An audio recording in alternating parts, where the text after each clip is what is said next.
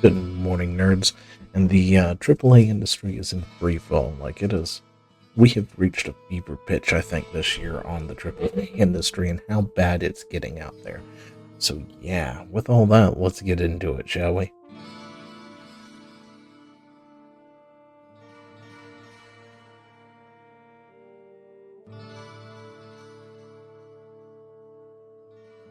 The AAA industry is crashing. Yeah, that's right. Just straight up crashing. It's going to be like the second, the second video game crash, I think.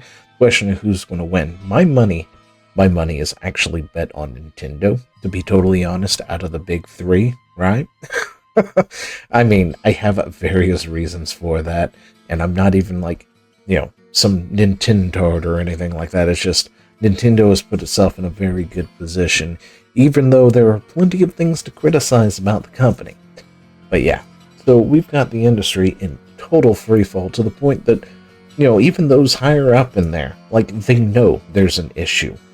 It's not a question of do they ever listen to us. It's no, they straight up know there's an issue. I mean, you got Xbox CEO Asha Sharma, right? That gaming is unaffordable for many.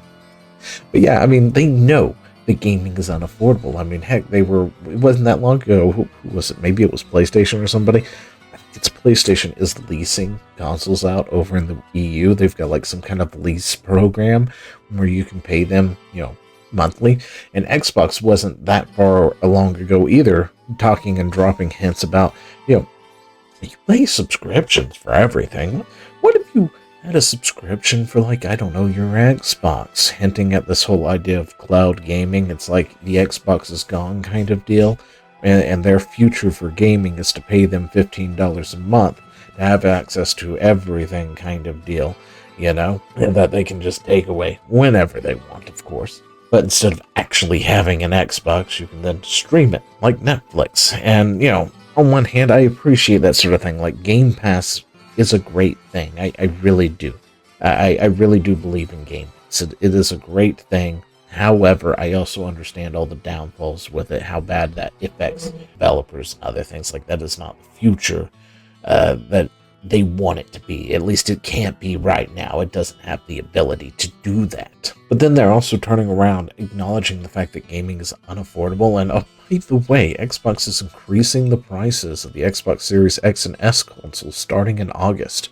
The 512 is now going to $499. That's a $100 increase. $100 increases across the board, it looks like, right? And they're getting rid of their 2 terabyte one, because apparently they had a 2 terabyte. I think the 2 terabyte model is probably the best one to get, to be totally honest. So if you haven't gotten it yet, get it now while you still can. So we can acknowledge gaming is unaffordable while also raising those prices up, right? That's how we're going to do it. On top of all that, because the gaming or the AAA industry is an absolute crisis. See, indie games are eating good, right? Indie games are doing great. It's the AAA industry that is having a big problem for a variety of reasons, and they're all reasons of their own making, with the exception of like one for this, for the most part, and that would be AI, right? Like, the AI boom and the data centers and the chips being increased in price. This is the one thing the AAA industry probably didn't really have much of a hand in. Now, granted, they did.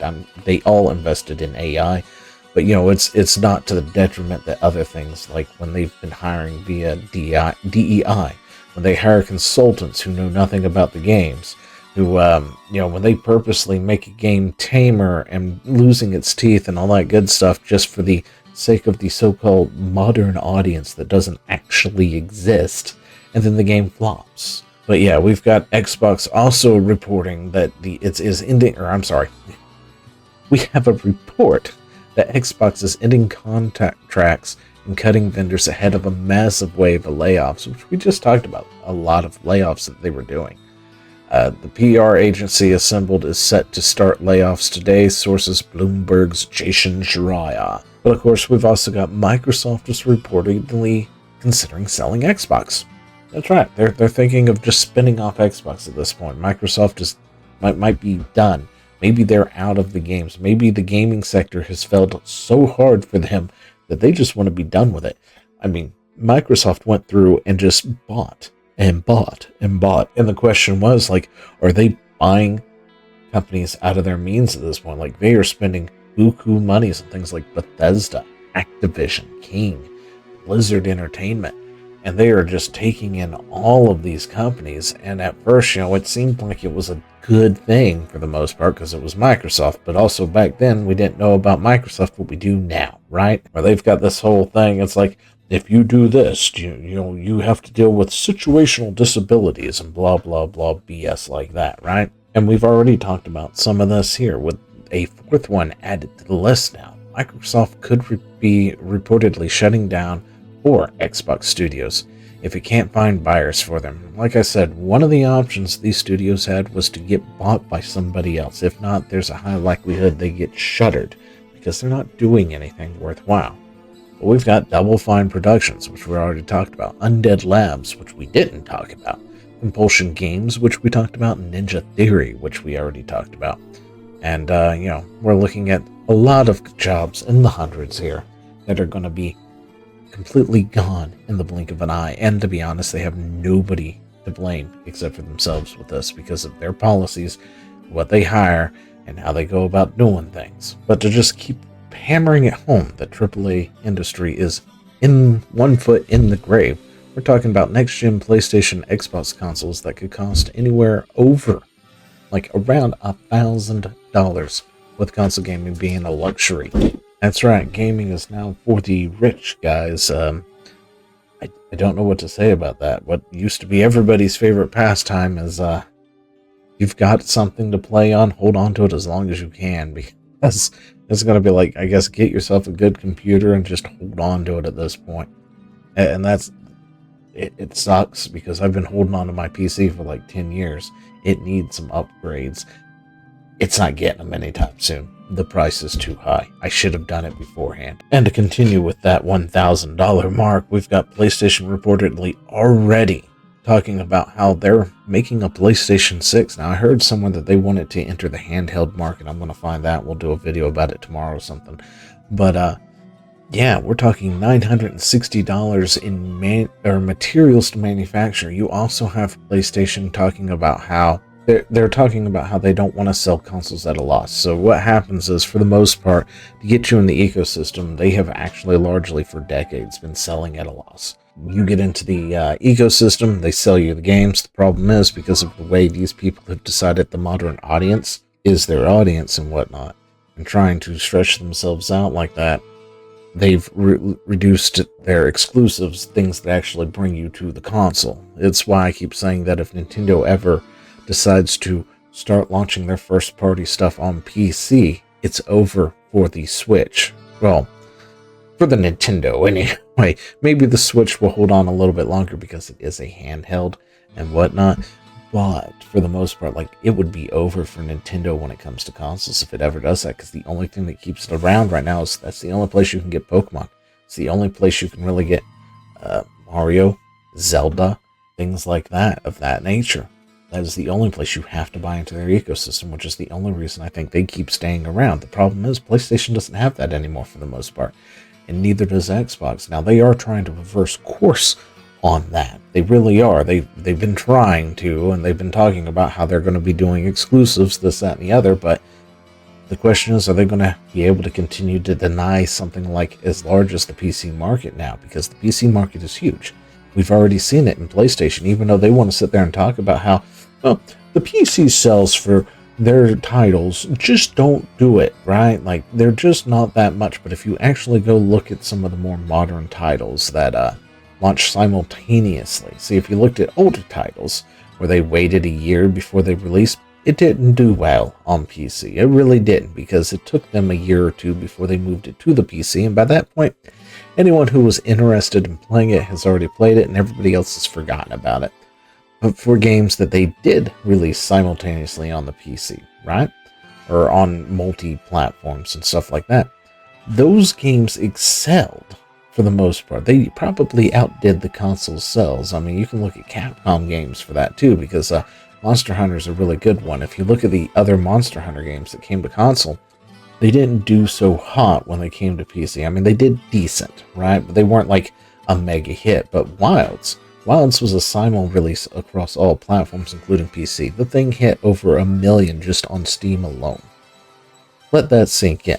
So that is a huge market that they are more or less trying to gimp themselves out of now so they can try and keep people into the PlayStation ecosystem.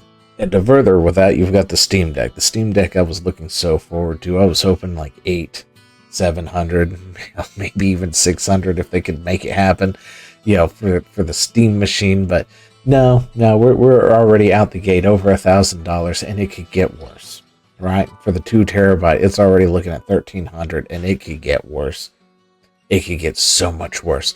And the other thing that doesn't help with the AAA industry is the fact that they spend way too much money and way too much time on their games. It just flat out is. We're talking like movie budgets here. 80 million to 300 million in development costs alone. That doesn't even include things like marketing. And if you do, you can look up to anywhere to 500 million per game. You've got development teams in the hundreds of thousands, and it's taking them anywhere from 7 to like 10, 12 years just to create one game. And the worst part is, none of them have been worth it for the most part lately. I mean, heck, I think Concord, was like a 7-year development cycle, like 300 million or something, just to make, and the thing got shut down within a couple of weeks. Like, it was it sped run getting itself shut down as a AAA game. And then on top of all of this, Micron has just signed an agreement for historical high memory prices for the next 5 years. It's not looking good for Xbox, PlayStation, or PC price until at least 2030. The shortage is real. There's not enough memory out there. They're raising prices. They've already locked it in. We could be having a huge problem for the next 5 years when it comes down to it. And that is just going to increase the price of consoles even further. But then, to finish all this up, I just want to talk about how asinine some of this is. So as we started with it to begin with, they understand gaming's too expensive, and then they raise the prices, right? They know they're going to have to raise the prices because of the cost of the memory. And if they keep doing stupid things like this. So be Sony. Cancel factions. Cancel live service Spider-Man. Force Bluepoint to make live service game. Then shut them down. Acquire Bungie. Shut down Destiny 2. Shut down Concord. We want to revitalize the market with live service games. I'm sorry, what? But no, it's true. PlayStation will continue to push live service games despite evident challenges while testing a PlayStation 6 handheld. Yeah, listen, all evidence out of Suicide Squad, canceled. Concord, canceled. Every live service they have gone out and tried to do recently, canceled. They had a God of War live service. They canceled it. Left 4 Dead live service, or not Left 4 Dead. What is that one? The one with, I forgot what their name was. Anyway, a live service for that game too, and it failed. Or they canceled. They have so many live services that they were trying to launch, and then they had to cancel them. And then the ones they didn't take part. And the current one is Marathon, which is sitting at 9,000 players on their biggest thing, which is PC. Well, Sony, you know what you should do when every live service fails? Try another live service is the smartest thing I think you can do. Yep, absolutely. I think it's an intelligent... Oh my gosh, they're dumb. Anyway, let me know what you think about all this down in the comments below, and I will talk to you later. See ya. 9, 8, 7, 6,